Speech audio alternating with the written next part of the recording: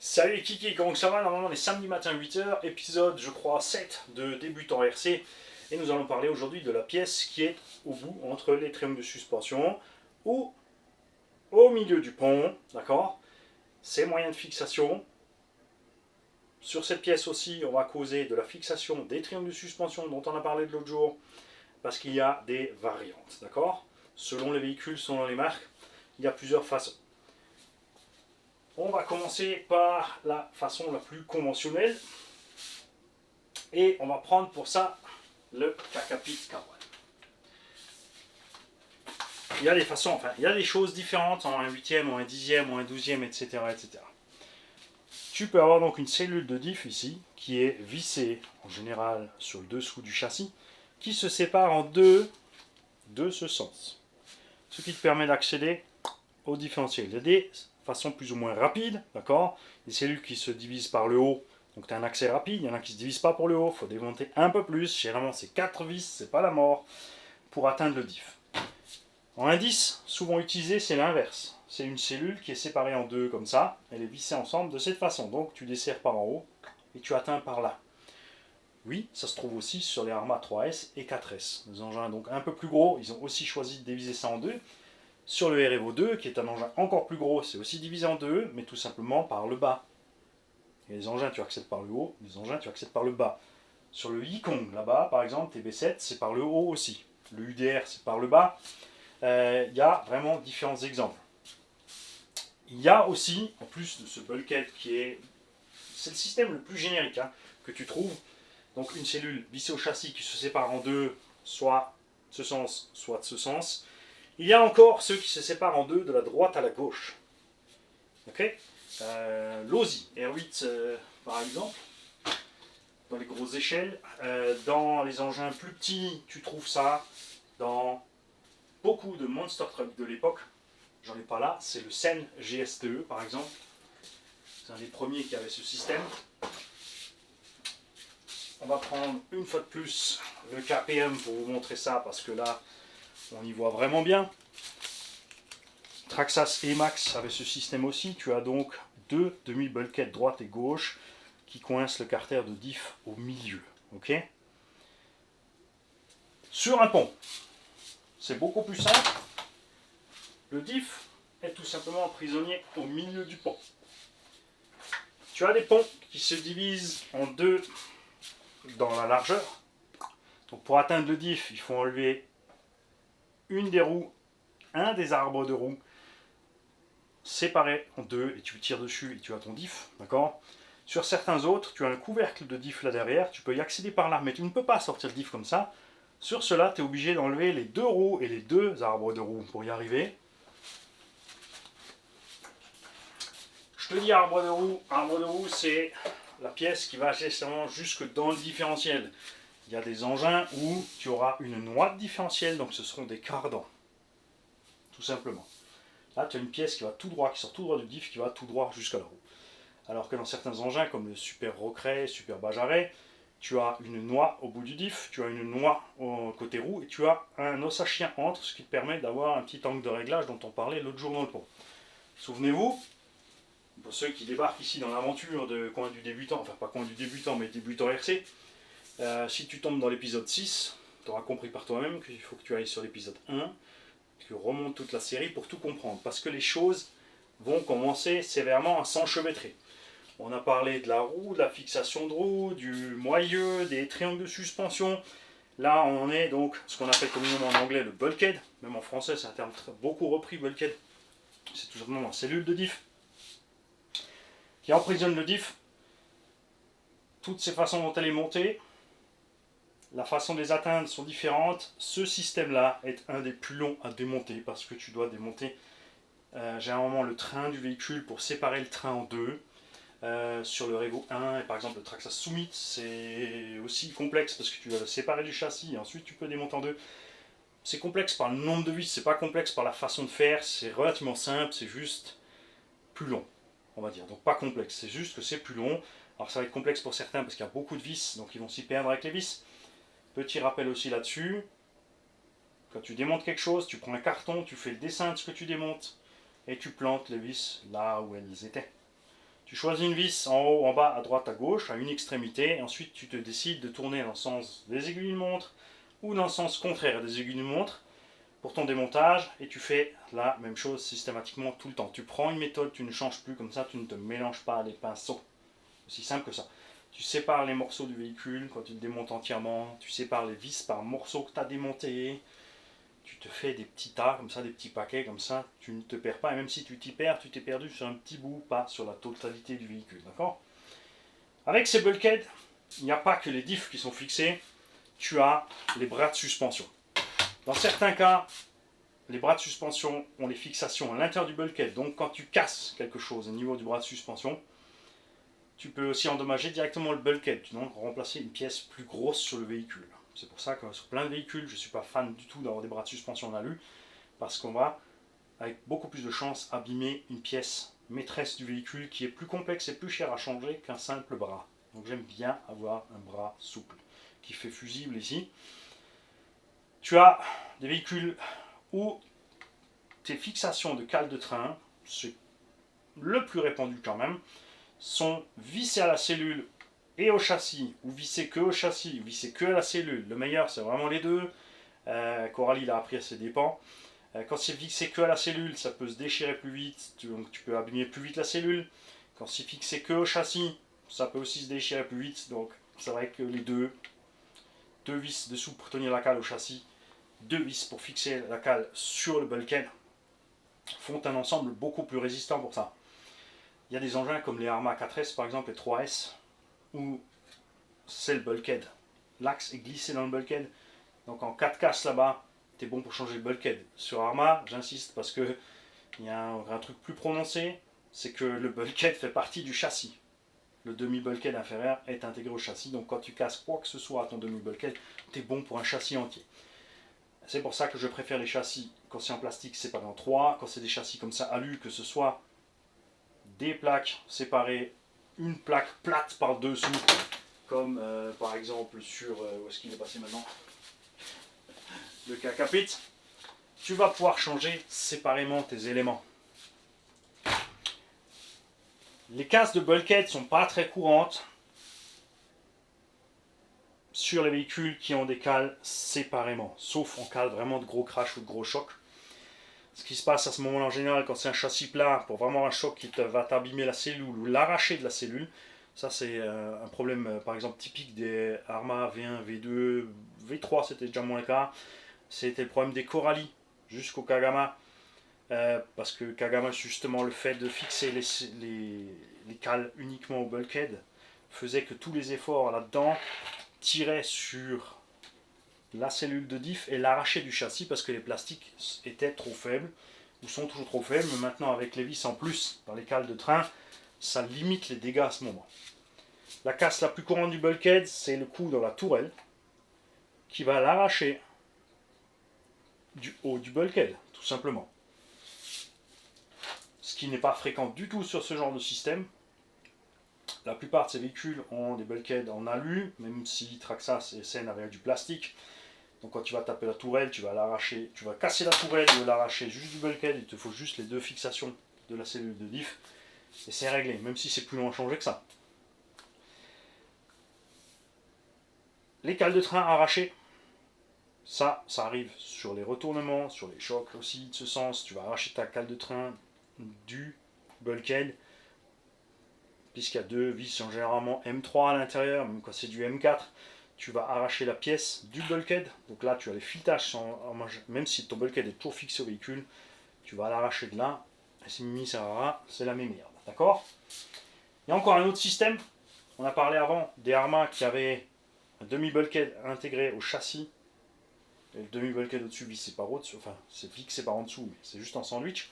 Traxxas, par exemple, sur sa série 3S et aussi sur Max, X-Max et compagnie, ont un demi-bulkhead qui est séparé de ce sens, mais la partie basse est intégrée pas au châssis, mais à l'avant du véhicule ou à l'arrière du véhicule qui se fixe à part sur le châssis. Donc dans le cas là, c'est-à-dire Max ou X-Max, etc., quand tu endommages la cellule de diff inférieure, tu dois changer la partie avant du châssis.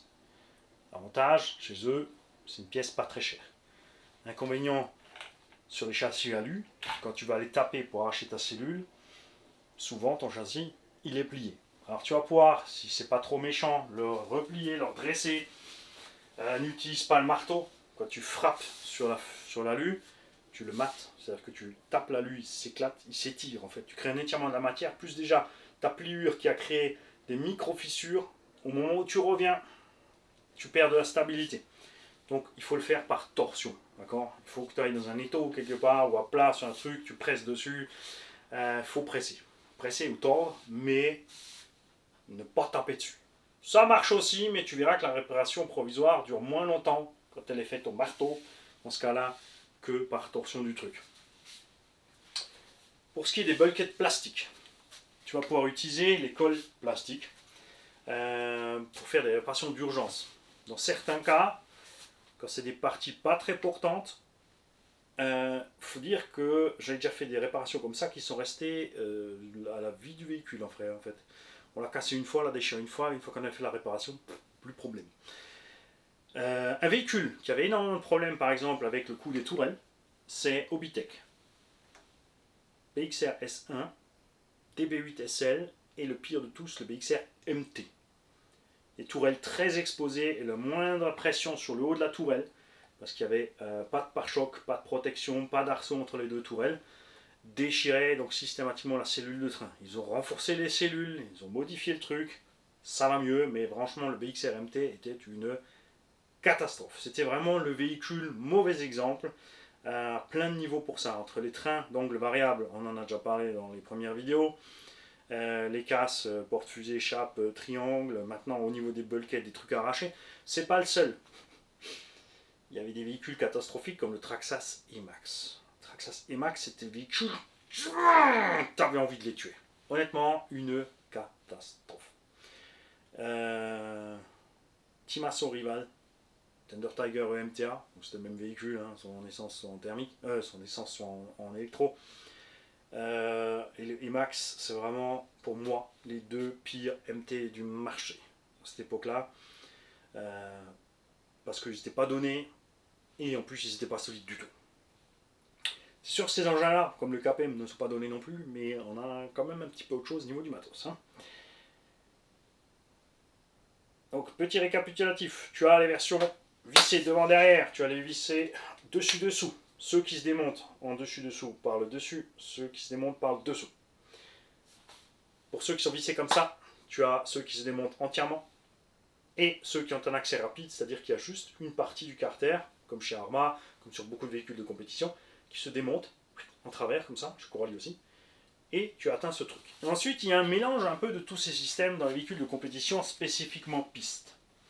Là-bas, ils sont allés mettre deux demi-bulkheads, vissés sur un châssis plat, attention, il faut suivre, avec un accès extrêmement rapide puisque le diff est monté ouvert. Il n'est pas dans un carter fermé, il est ouvert. Parce que sur la piste, en général, c'est un peu plus propre. Pour le refroidissement, quand tu fais des courses de 10 minutes, bien pas trop m'en parler. Mais l'accès est d'une rapidité à toute épreuve puisque tu n'enlèves que deux vis et tu sors ton diff. Et tu le remets, et tu le sors, et tu le remets. Sans rien démonter d'autre. C'est... il n'y a pas plus rapide, je crois. Tout simplement. Tu as bien sûr encore des systèmes différents sur les véhicules. Là, on parle des tout-terrain, donc des véhicules pistes, des engins à plus petite échelle qui ont des courroies. D'accord. N'oublie pas donc tes carters droite-gauche.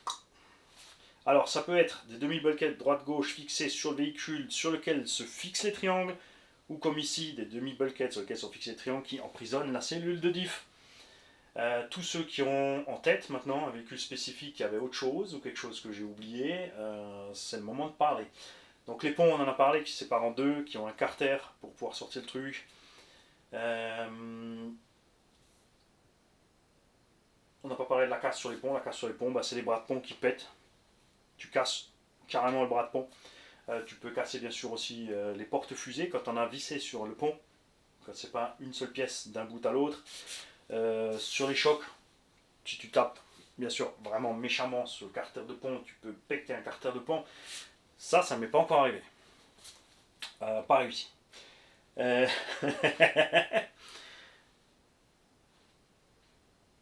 n'y a pas de système vraiment que je préfère. Ce qui est cool, bien sûr, c'est quand tu as un accès rapide, parce que c'est sympa après pour changer tes huiles. Surtout pour les gens qui donc, font de la compétition, qui vont fort avec les machines, accélération, gaz frein, montée en température extrême, etc. Ou qui doivent adapter le véhicule rapidement à leur terrain, qui ne vont pas se promener avec 12 différentiels, tu n'as pas forcément le budget pour 12 diffs. Chaque diff 10 000, 20 000, 30 000, tu vois ce que je veux dire. Ce genre de choses. Moi en loisir, j'ai pas besoin d'un accès rapide sur les véhicules qui ont des diffs endurants. Donc là on ne sait pas encore, là on sait que c'est endurant. Les diffs Traxxas on sait qu'ils sont endurants. De tout ce qui est nouvelle génération, hein, Revo 2, Sledge, TRX4, Max, X-Max, tout ça. On sait que c'est solide et que tu n'as pas besoin d'intervenir souvent. Généralement, tu as quand même un accès relativement rapide à ces diffs. Au bas, ça n'a pas un accès rapide, c'est pas spécialement long non plus. Mais pareil, tu as des diffs endurantes, tu n'as pas besoin d'y accéder souvent. Après, il y a des véhicules qu'on aime bien, mais qu'il faut quand même entretenir un peu plus souvent sur le diff, comme Arma, sur les diffs non EXB, ancienne génération, parce que maintenant ils mettent de plus en plus le EXB et le EXB sans le blocage. Donc tu as quand même un diff EXB, mais sans son blocage. Ces diffs-là sont moins sensibles. D'accord. Attention avec les diffs EXB, il faut quand même faire gaffe, puisque ton empilement de plaquettes à l'intérieur peut poser problème. Une fois de plus, tout à fait, tu as compris que dans le prochain épisode, nous allons parler des diffs. On en a parlé juste vite fait là, et sur le prochain épisode, on parlera des diffs eux-mêmes. Fonctionnement de base, on va pas aller dans les trucs qui sont des nœuds au cerveau, je vais juste expliquer les différents types qui existent, les avantages, les inconvénients. On va pas trop pousser le détail sur les différents types de diffs. Sur la cellule de diff, il n'y a pas grand chose de plus à dire, même si c'est une pièce maîtresse. D'accord. Il y a juste différentes façons de les fixer, différentes façons de les atteindre, donc selon le véhicule que tu as, parce qu'il y a des marques qui font un système qui vont répercuter sur tout leur modèle, mais il y a des marques qui font plein de choses différentes, donc qui auront un modèle où c'est comme ça, un modèle où c'est comme ça, un modèle où c'est comme ça. Il y a des marques qui rebadgent, enfin, pour moi c'est plus des marques, c'est des rebadgers, donc ils ont un véhicule de telle marque qui a ça, ce véhicule de telle marque a ça, celui-ci a ci, celui-ci a ça, il y a des dimensions différentes, il y a tout un tas de choses. Je réfléchis juste 30 secondes, je n'ai pas encore d'autres systèmes.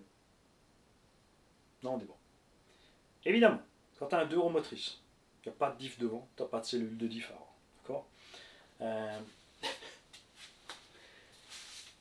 Il y en a sur les faux 2 roues motrices, les Arma Mega Boost, ou comment il s'appelle là, parce que c'est un 4x4 qui a été dépecé pour être passé en 4.2. Ça existe aussi en 1.5, ça se fait aussi chez FG. Tu as tout d'un 4x4, mais tu n'as pas le diff dedans, pas les cardans et pas la courroie, c'est tout.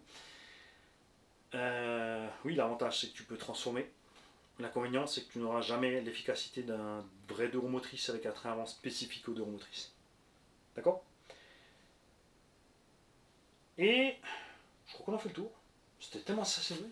Il n'y a rien d'autre à dire sur les bulkheads.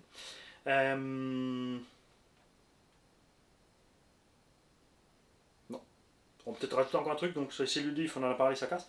Cellules de diff, donc monter directement sur le carter de diff. Ici, monter sur les maintiens du carter de diff, donc les demi-bulkheads gauche et droit. Donc là, quand tu vas casser, tu ne déchireras pas la cellule de diff elle-même. Tu ne vas pas être obligé de démonter tellement loin pour tout sortir, démonter le diff. Tu vas pouvoir rester substantiel au-dessus.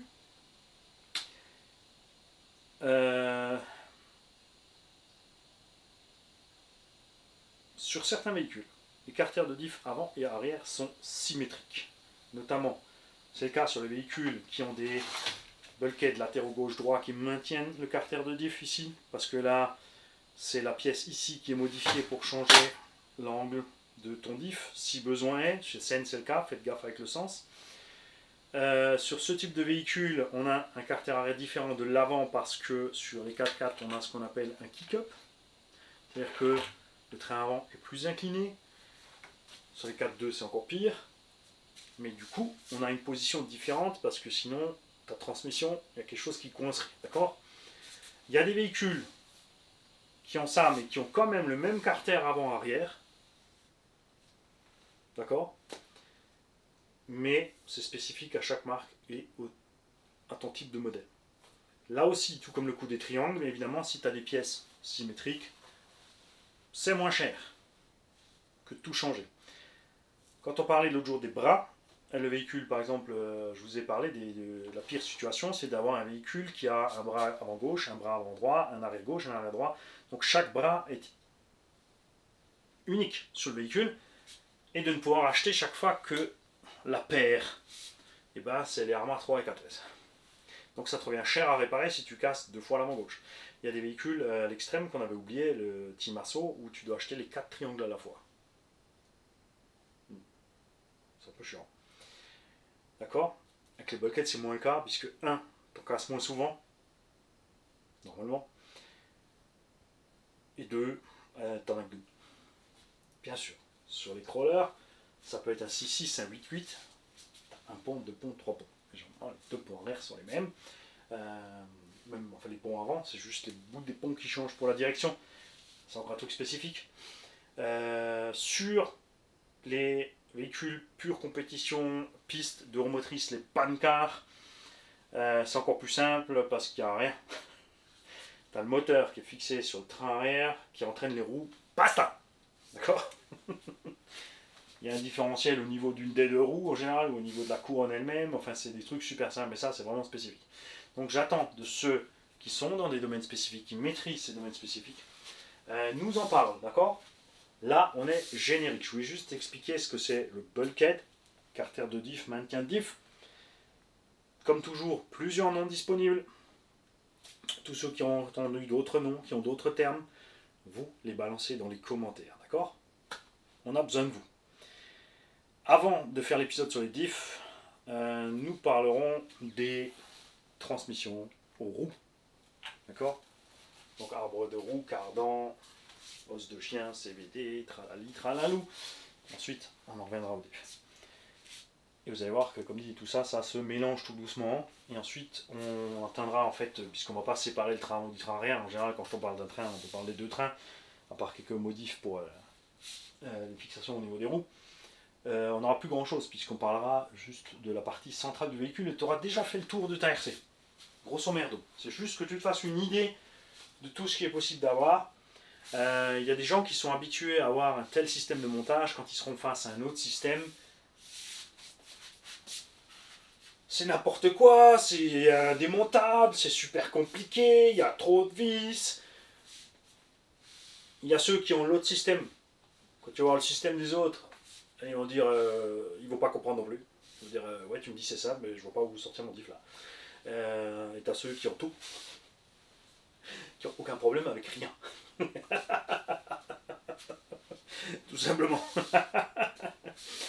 L'accessibilité méca, dans tous les cas, est un truc subjectif, puisque il y a des choses, oui, qui sont pas accessibles du tout.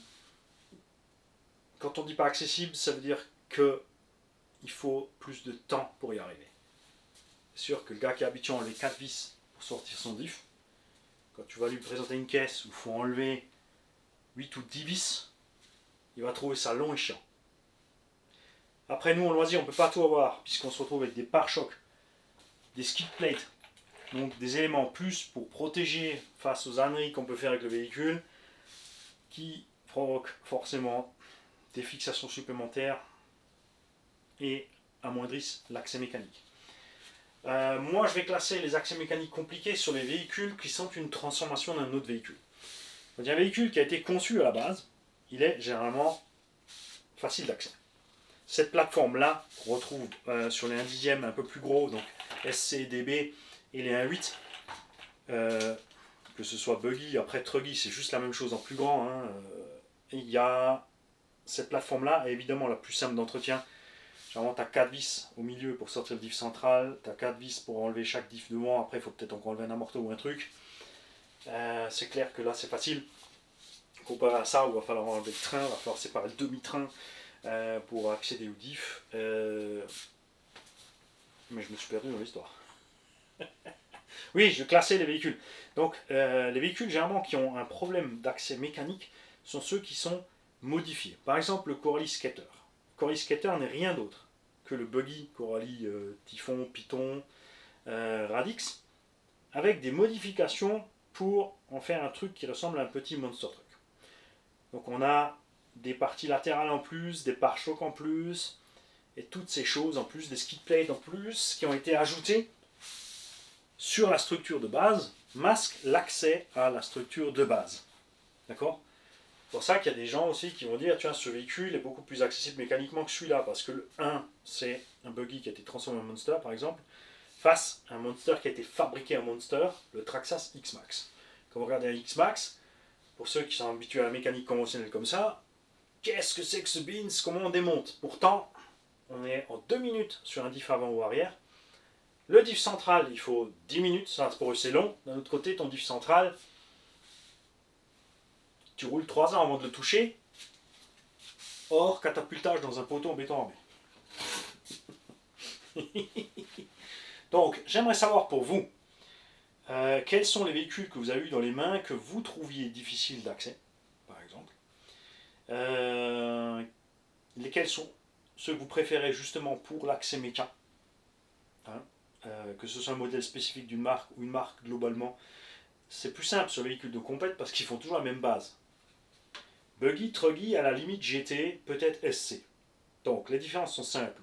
Au départ, ils créent le buggy. Le Truggy est un buggy plus long et plus large. Quand ils font une GT, c'est un buggy. Normalement, dans l'idéal, ils ont mis un châssis plat, mais certains gardent le châssis du buggy pour le transformer en GT. Donc là, on se retrouve juste avec des pare-chocs en plus et une suspension à des tourelles plus courtes. Peut-être ils vont faire un SC qui est la même chose que le buggy 1.8 en plus petit. La mécanique plus fine, des roulements plus fins. On a la même taille qu'un buggy, mais on est plus léger et on roule avec moins de S. Ce qui permet d'évoluer sur les circuits indoor moquette, ce que le buggy 1.8 n'a généralement pas le droit. Ou alors, bon, ça dépend des clubs. Là, on s'étale. Mais donc, je veux dire, si tu regardes Mugen entre le MBX peut-être 4 ou 5 jusqu'au 8 maintenant, niveau accessibilité méca, il n'y a rien qu'à changer. Ça, peut-être, bon, ils ont accéléré parce qu'ils ont fait des pièces qui se démontent en deux là et en deux là. Que ce soit les Losi de compète, les X-Ray, les machins, les bidules. Tu vois, je prends Kyosho, Losi, Team Durango, qui n'existe plus, mais tu vois, tu mets tous ces buggy côte à côte. Ils ont tous la même forme, globalement la même accessibilité mécanique. Le Truggy, comme dit, c'est la même chose en plus grand, donc c'est pareil. La GT, c'est la même avec des pare-chocs en plus. Et le SC, c'est le même en allégé. Donc on se retrouve avec une plateforme commune, en fait, à tous ces véhicules. Alors que sur les véhicules de loisirs, si tu vois la différence entre un Traxxas Summit, un X-Max, la série 3S, chez Arma, entre les 3S et les 6S et les machins, et les bidules, les véhicules spécifiques, le Nero Big Rock de l'époque, tu vois, ils font des plateformes différentes, donc on a chaque fois autre chose. C'est là que ça se complique pour beaucoup, parce que celui-là, il va falloir démonter comme ça, celui-là, il va falloir démonter comme ça, celui-là, il va falloir démonter comme ça. Quand c'est la première fois que tu l'as en main, ça peut être compliqué. Quand tu l'as fait 4-5 fois, même si tu as 20 véhicules, tu as fait 4-5 fois chaque, bah, tu arrives facile à tous les faire. Hein, c'est clair. Certains d'entre vous ne comprennent pas quand je déboulonne, j'enlève mes vis et je fous tout dans un pot. C'est parce qu'au final, sur une bagnole, à part un UDR par exemple, il y a si peu de vis par rapport à ce que j'ai pu voir en mécanique à l'échelle 1, quand tu démontes entièrement en pièces une Mercedes 500 SL. Quand tu sors le V8, tu démontes ton V8 en pièces et tu démontes ta boîte et tu dois réparer la boîte aussi. Il y a tellement plus que, évidemment, ceci est plus simple. Mais c'est aussi un piège parce que des fois, tu te trompes quand même de vis. T'en mets une plus longue qui va aller dans le diff. T'en mets une plus longue qui va aller coincer la noix. Tu arrives en buter sur les deux filets. Donc c'est un exemple à pas spécialement suivre. Prenez l'habitude de séparer votre visserie. Donc si c'est un bulkhead qui se démarque en deux, gauche-droite, ici, tu vas démonter ta droite à part, ta gauche à part.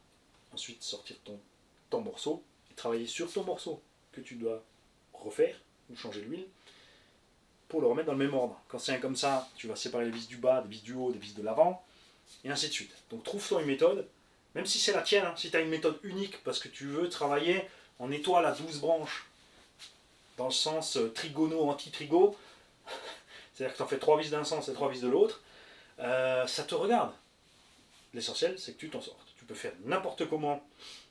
Tant que tu as planté tes vis au bon endroit sur ton dessin, ça sera facile aussi pour les remettre. Tout connement. Hein. Si, c'est ce qui me trottine dans la tête depuis avant. On a oublié de parler des roulements. Quand tu as un roulement qui grippe, puisqu'on en a parlé au niveau des portes fusées, ou on a oublié aussi, on en remettra une couche alors dans l'épisode sur les roulements. On fera un épisode à part pour les roulements. Donc, tes roulements à l'intérieur peuvent casser sur un mauvais choc. D'accord ?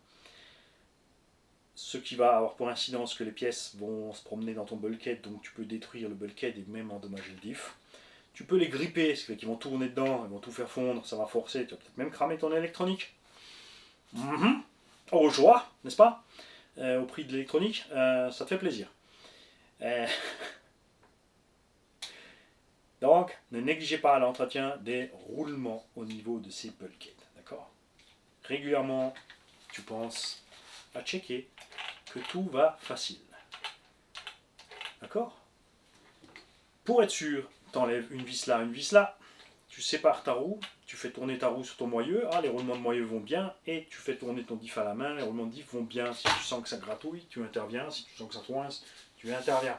Parce que tu auras une différence entre généralement la droite et la gauche. N'oubliez pas les deux roulements qui sont derrière sur le pignon d'attaque. Alors à l'avant, c'est très rare qu'on les endommage parce que, surtout sur un véhicule à 3 diffs, il n'y a pas trop de stress vers l'avant et il n'y a pas de saleté qui lui tombe sur la gueule. L'arrière par contre, lui souvent, il en prend des pelletés de saleté et il en prend plein la tronche. Sur ce genre de construction, où c'est ouvert ici, ça va se remplir là derrière. Donc, pensez-y. Et là je file avant de mélanger encore plus. Je vous souhaite un bon week-end. On se voit demain pour un unbox. Je sais même plus lequel. J'en ai encore un que j'ai pas sorti. Est-ce que c'est pas celui-là que je dois faire ? Je suis peut-être en retard sur le programme. Faudrait sortir le doigt de l'oignon manie. Non, j'en ai un d'avance, c'est bon. Ce dimanche est fait. Celui-là, c'est pour dimanche prochain. Enfin, je crois. Salut.